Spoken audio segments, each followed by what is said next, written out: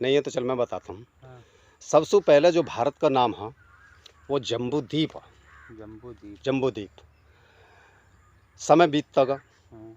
साल बीते, 10 साल बीते, 100 साल बीते, 500 साल बीते, 1000 साल बीते। उसके बाद में भारत का जो नाम है वो आर्यव्रत रखा गया। आर्यव्रत। आर्यव्रत। और आर्यव्रत तुमने क्या नाम है, महाभारत का सीरियल देखा? उसमें आर्यपुत्र नाम से संबोधित करते हैं एक पात्र, यानी दूसरे पात्र को, लेडीज किसी पुरुष को आर्यपुत्र कह के संबोधित करती हैं। तो महाभारत कालीन के जमाने से पहले भारत का जो नाम है वो आर्यव्रत है। आर्यव्रत। आर्यव्रत।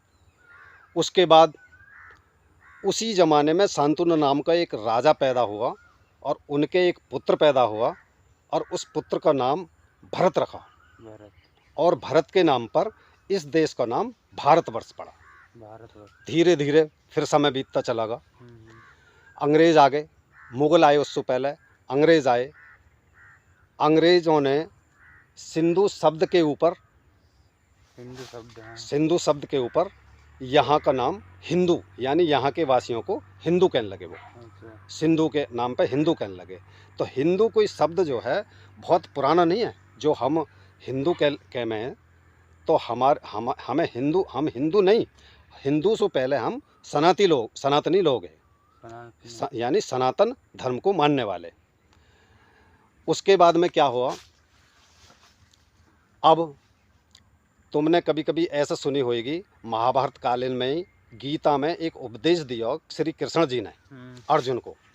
तो उसमें कई, महाभारत में कई तो कृष्ण जी ने बहुत कुछ ही, लेकिन उसमें एक बात और भी कही कि वृक्षों में पीपल में मैं हूँ। ऐसा सुनी होगी तुमने, पीपल में मैं हूँ। ऐसे उन्होंने क्यों जोड़ दिया होएगा?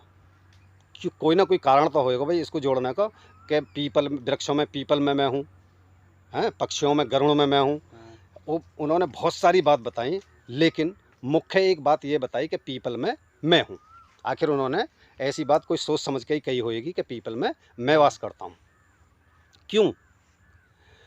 क्योंकि पीपल का जो वृक्ष है उसको हिंदू लोग मंदिरों पे हैं, सब जगह पूजते हैं। क्यों पूजते हैं? यानी वो कहते हैं कि जो है एक लोटा पानी इसमें सुबह दो, एक लोटा पानी शाम को दो। क्यों? क्योंकि पीपल का जो वृक्ष है 24 घंटा यानी ऑक्सीजन देता है, जो मानव के लिए ऑक्सीजन एकदम सर्वश्रेष्ठ है, यानी सबसे पहले ऑक्सीजन की जरूरत है। श्री कृष्ण जी ने इसलिए जो है उस वृक्ष को अपसु जोड़ दिया, ताकि ये हिंदू लोग इस वृक्ष को काटे ना, पीटे ना, तोड़े ना, और जो मानव जाति के लिए है, जो इससे निकलने वाली ऑक्सीजन है, वो सदैव मानव जीवन के लिए काम आती रहे, यानी मानव जाति के लिए काम आएगी। जबकि ऑक्सीजन की जो खोज करी है कोई, मेरे ख्याल में कहीं के एक वैज्ञानिक हैं, अब से 200 साल बीते हैं, हाँ, मुश्किल से 200 साल बीते हैं ऑक्सीजन खोज करने वाले उस वैज्ञानिक को।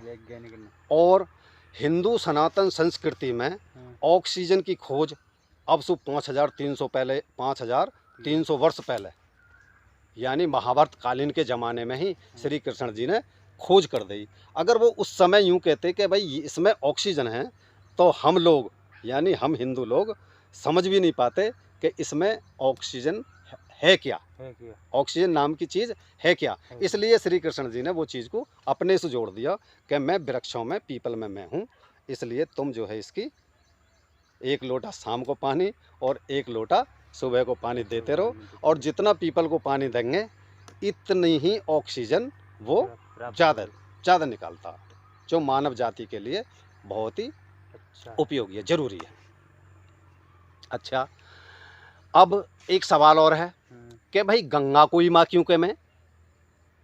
सवाल तो ये भी आगा कि भाई गंगा को ही क्यों माँ क्यों कहे मैं?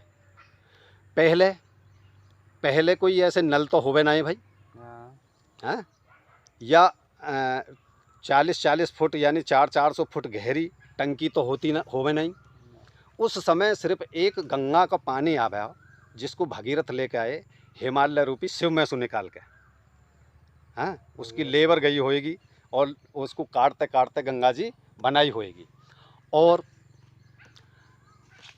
गंगा के पानी को शुद्ध इसलिए रखा जावे कि ये जो है पानी पीने के काम आएगा, जो मानव के लिए पानी बहुत ज़रूरी है। जो आज भी जो दीवारों पर लिखी हुई मिलती है कि जल ही जीवन है, जल ही जीवन है। इसलिए जो है गंगा को माँ कहवे कि ताकि अपनी माँ की तरह इस पानी को हिंदू लोग बिल्कुल यानी सनातन लोग सुरक्षित रखें, अच्छा रखें, पीने योग्य रखें। एक बात और सुनी होगी तुमने, कभी तुम अपने माँ या बाप के साथ में जो है गंगा में स्नान करने गए होगे और वहाँ पे पहले गंगा में सिक्का डाले। सिक्का डालने से क्या होगा? सिक्का डालने से कोई हमें कोई फल मिल जाएगा? कुछ नहीं। लेकिन उस समय क्या हो कि उस समय जो बड़े बूढ़े लोग हैं यानी हमारे पूर्वज है, वो उसमें तांबे का सिक्का डाले है। तांबे का सिक्का सिर्फ इसलिए डाले है ताकि जल की प्योरिटी बनी रहे। तांबा जो है जल को एकदम शुद्ध करता है। और तुमने देखी होगी कि आजकल भी किसी भी मंदिर में जाओगे तो उसमें क्या मिलेगा? तांबे का बर्तन। और वैसे भी देखोगे, अगर हम किसी भी गंदी नाली के पानी को अगर हम तांबे के बर्तन में रख दें, अगर हम तांबे के बर्तन में रख दें तो 48 घंटा में उसकी 2 लेयर पीने लायक हो जाएंगी। इसलिए हमारे बुजुर्ग यानी हमारे जो पूर्वज है वो गंगा में तांबे का सिक्का डाले ताकि गंगा का पानी प्योर बना रहे, स्वस्थ अच्छा बना रहे, जो स्वास्थ्य के लिए अच्छा हो।